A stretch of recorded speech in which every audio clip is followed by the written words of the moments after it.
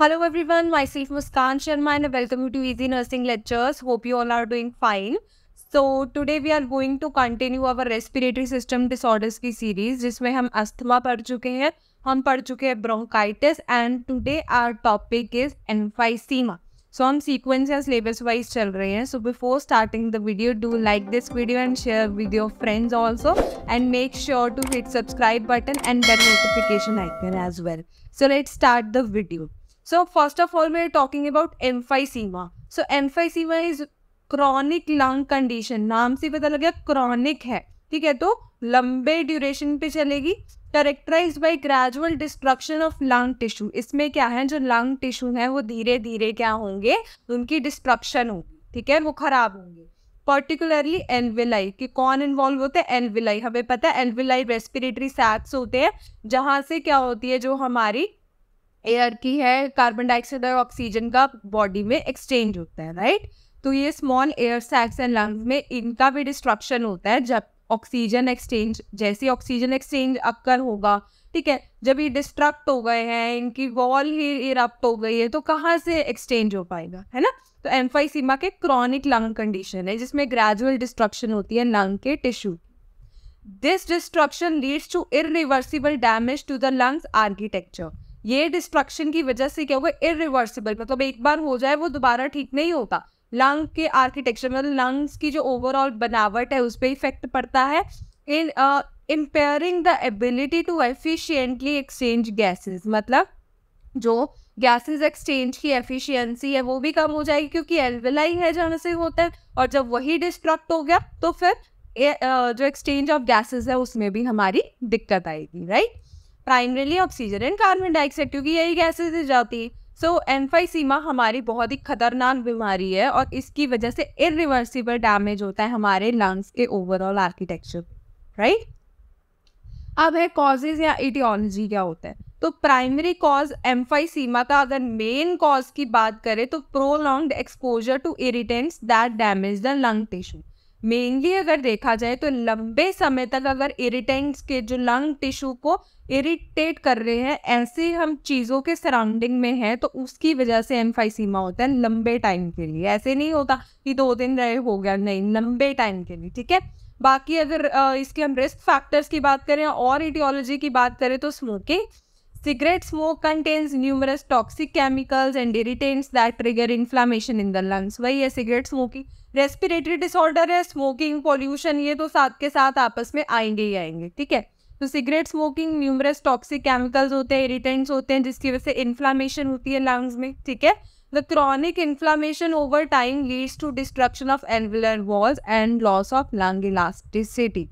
तो chronic inflammation, जब inflammation बढ़ती जाएगी आगे जाके जो हमारे एल्वियोलाई की दीवारें हैं उनको डिस्ट्रक्ट करेंगी जिसकी वजह से हमारी जो लंग्स की इलास्टिसिटी है वो हमारी खत्म होती रहेगी, ठीक है. तो स्मोकिंग हमारा एक कॉज है. अदर कॉजेज में स्मोकिंग तो लीडिंग कॉज है ही, अदर फैक्टर्स में वही है.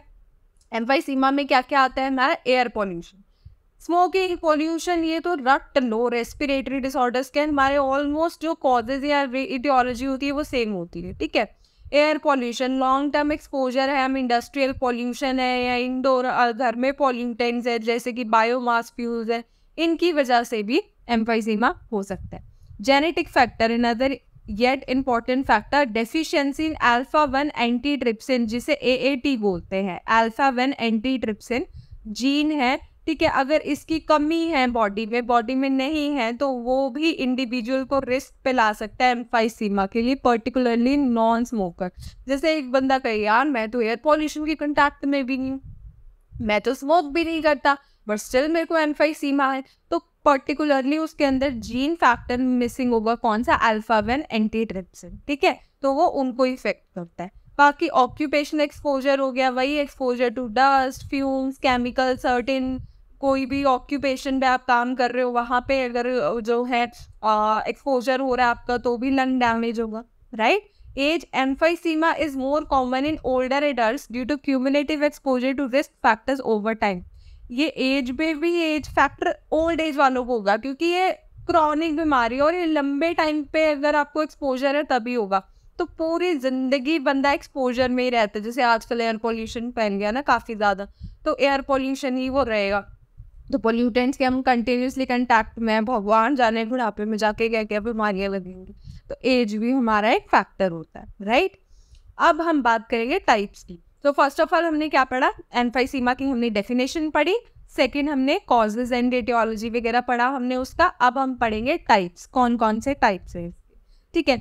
सबसे पहले सेंट्रीसिनार, घबराना नहीं है कि यार बड़ा तगड़ा सा नाम है, क्या होगा इसके अंदर, ऐसा कुछ नहीं है। सेंट्रीसिनार एम्फाइसीमा, जिसे हम सेंट्री लोब्यूल एम्फाइसीमा भी बोलते हैं।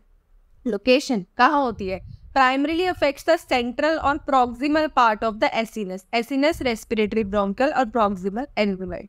इतने सारे वर्ड्स आ गए, अब कैसे लर्न करेंगे, वेरी सिंपल, हमें ये डायग्राम को रखना है बेसिकली, ठीक है। जैसे ये हमारा जो है वो स्ट्रक्चर है, तो यहाँ से जस्ट अ मिनट में हाइलाइटर ऑन कर लूँ, तो ये हमारा जो है टर्मिनल ब्रोंकियोल है, ठीक है। मतलब जहाँ हमारा ब्रोंकियोल खत्म होगा वो एंड होगा, वो टर्मिनल ब्रोंकियोल हो गया। उसके बाद हमारा एक रेस्पिरेटरी ब्रोंकियोल आता है, एक जो लीड करेगा हमारा आगे एल्वियोलाई डक्ट को, फिर हमारे पास एल्वियोलाई डक्ट आता है। ये तो बेसिक हमारा रेस्पिरेटरी एनाटॉमी फिजियोलॉजी में हमने पढ़ाई है। एल्वियोलर सैक आ जाता है फिर हमारा, राइट। तो अब क्या है, अब यहाँ से हम ध्यान से देख सकते हैं। सबसे पहले अगर हम बात करें सेंट्रीसिनार की, तो सेंट्रीसिनार में जो रेड वाला पोर्शन है मतलब वो इफेक्ट हुआ, आप देख रहे हो ना, ऊपर इफेक्ट हुआ ना नीचे इफेक्ट हुआ, कहाँ इफेक्ट हुआ, बीच में इफेक्ट हुआ। तो सेंट्रीसिनार में हमारा रेस्पिरेटरी ब्रोंकियोल्स इन्वॉल्व होते हैं और हमारा एल्वियोलर डक्ट इन्वॉल्व होता है।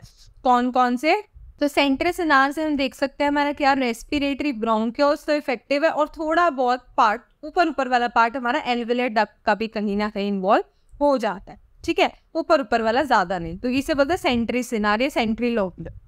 पैनासिनार होता है हमारा कि इसमें हम देख सकते हैं ऊपर वाला हमारा टर्मिनल ब्रोंकियोल तो ठीक है, लेकिन नीचे के रेस्पिरेटरी ब्रोंकियोल भी, एल्वियोलर डक्ट भी और एल्वियोलाई हमारे तीनों ही इसके अंदर इन्वॉल्व, ठीक है। और पैरासेप्टल आ जाता है हमारे पास टाइप, जिसमें क्या हमारा रेस्पिरेटरी ब्रोंकियोल भी ठीक होता है, टर्मिनल ब्रोंकियोल और रेस्पिरेटरी ब्रोंकियोल दोनों ठीक होते हैं। हमारा एल्वियोलर डक्ट और एल्वियोलर सैक हमारा इसमें क्या होता है, इफेक्टेड होता है। सेंट्रीसिनार बीच में होगा थोड़ा सा, पैनासिनार मेजॉरिटी और टर्मिनल ब्रोंकियोल को छोड़ के, एंड पैरासेप्टल हमारा बेसिकली क्या है कि नीचे वाला पार्ट होगा, राइट। सो इसमें हमारा क्या है, सेंट्रीसिनार एम्फीसीमा की बात करें, primary effect the central proximal part of the acinus, मतलब सेंटर के एरियाज को इफेक्ट करता है, मेनली रेस्पिरेटरी ब्रोंकियल्स और थोड़ा बहुत ऊपर का जो एल्वियोलाई का पोर्शन है वो। और एक इनमें ज्यादा होता है, सिगरेट स्मोकिंग वालों में ज्यादा देखने को मिलता है, ठीक है। फिर पैनासिनार, जिसे पैनालोबुलर भी बोलते हैं, uniform enlargement of the entire acinus, respiratory bronchiole से लेकर एल्वियोलाई तक हम देख सकते हैं सारा ही, रेस्पिरेटरी ब्रोंकियल से एल्वियोलाई तक हमारा सारा इन्वॉल्व था, सिर्फ टर्मिनल ब्रोंकियल को छोड़ के, ठीक है। फिर एक इनमें होता है एसोसिएटेड, उनमें जिनमें अल्फा-1 एंटीट्रिप्सिन की डेफिशिएंसी देखी जाती है, ठीक है। फिर paraseptal typically involve the distal part of the acinus adjacent to pleura interlobular sector. नहीं याद होती इतनी भारी टर्म्स तो छोड़ दो, बेसिक आपको आ गया, आप डायग्राम समझा सकते हो कि इसके अंदर जी ये डायग्राम है और ये चीजें हमारी इन्वॉल्व होती है। तो इसमें हमारा एल्वियोलर डक्ट पैरासेप्टल में और एल्वियोलर सैक हमारा इन्वॉल्व होता है, ठीक है। Irregular emphysema involve irregularly shaped area of lungs destruction, कहीं पे है कभी कहीं पे है, तो ये हमें इर्रेगुलर एम्फाइसीमा, ठीक है। तो ये हमारे टाइप्स से कौन कौन से, सेंट्रोसिनार, पैरासिनार और पैरासेप्टल और इर्रेगुलर एम्फाइसीमा, राइट। अब आगे चले हम बात करें पैथोफिजियोलॉजी की। Pathophysiology, right. सो स्मोकिंग करी या अल्फा-1 एंटीट्रिप्सिन की डेफिशिएंसी है, तो उसकी वजह से हमारा एंटी प्रोटीएस कम होता है। अब वो स्मोकिंग की वजह से भी हमारा एंटी प्रोटीएस कम होता है, और स्मोकिंग की वजह से प्रोटीएस भी बढ़ता है हमारा, ठीक है। न्यूट्रोफिल्स मैक्रोफेजेस बढ़ेंगे, तो जिसकी वजह से वो न्यूट्रोफिल्स और मैक्रोफेजेस का काम क्या होता है, इन्फ्लामेशन कॉज करना, तो वो इलास्टिसिटी को डैमेज करेंगे जो लंग्स की टिश्यू है, और उसकी वजह से प्रोलॉन्ग टाइम के बाद एम्फाइसीमा हमें देखने को मिलेगा। Very short and crisp pathophysiology of emphysema, right.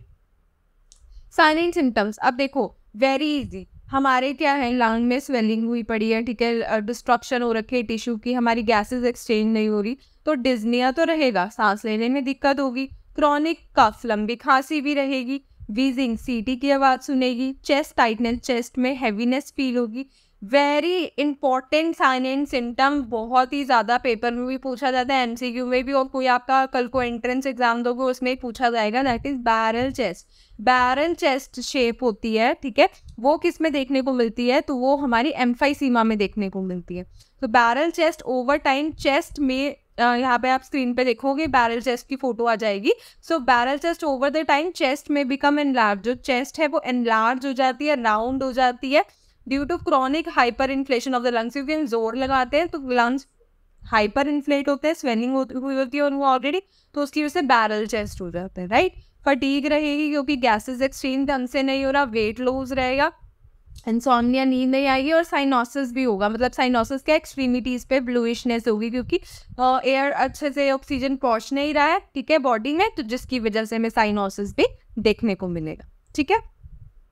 Diagnostic evaluation पता कैसे करेंगे, तो पीएफटी पल्मोनरी फंक्शन टेस्ट करेंगे, लंग फंक्शन देखेंगे, जिसमें हमें देखने को मिलेगा डिक्रीज्ड एक्सपिरेटरी वॉल्यूम 1, सेकेंड एफईवी जिसे बोलते हैं हम वो, और रेसिडुअल वॉल्यूम हमारी ज़्यादा देखने को मिलेंगी, ठीक है। रेसिडुअल मतलब गैस एक्सचेंज होगा नहीं, अंदर ज़्यादा एयर रहेगी, लंग्स में ही ज़्यादा एयर रेसिड्यू में रहेगी, राइट।